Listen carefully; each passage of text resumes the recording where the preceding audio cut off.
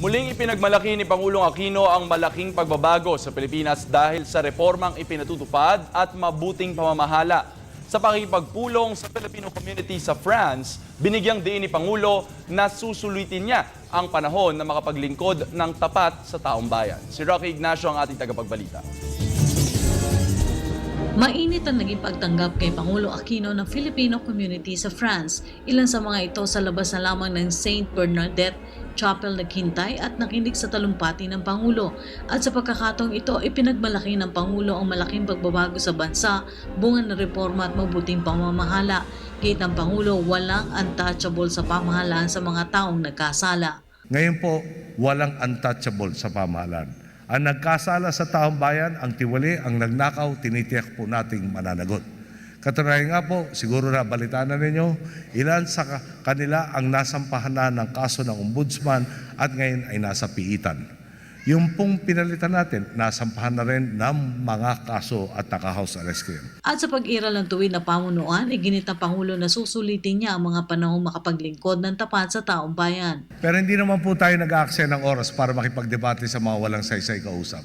Dahil sarado na ang isip, wala na tayong panahon para sa mga kontra na kailangan kontra, maski ano pa ang ginagawa natin.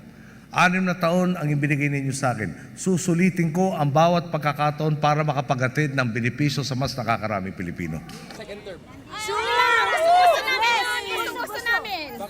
May mga humihirit sa Pangulo na ikonsidera umanong pagpapalawig ng termino para magtuloy-tuloy ang transformasyon ng bansa. Pero paliwanag ng Pangulo, ang taong bayan mismo ang magbabantay sa makabagong sistema at hindi ang tanong na kung sino ang maaaring pumalit sa liderato.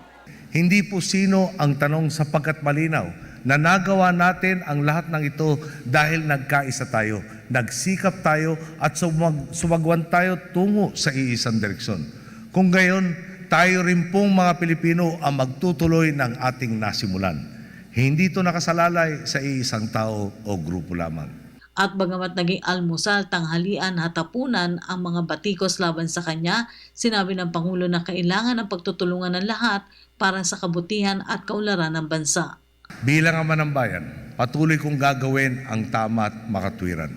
Patuloy kong ipaglalaban ang kapwa ko Pilipino. Sa sabay-sabay nating paghakbang pasulong, sa bawat ambag ni Juan at Juana de la Cruz para sa kapwa at bayan, sa bawat desisyong piliin ang tuwid, lalo nating pinatutunayang the Filipino is worth fighting for. Higit tayong napapalapit.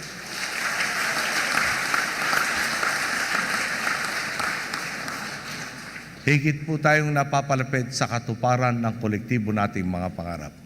Ito na nga po ang pinakihintay nating pagkakataon. Para sa Telebisyon ng Bayan, Rocky Ignacio, Paris, France.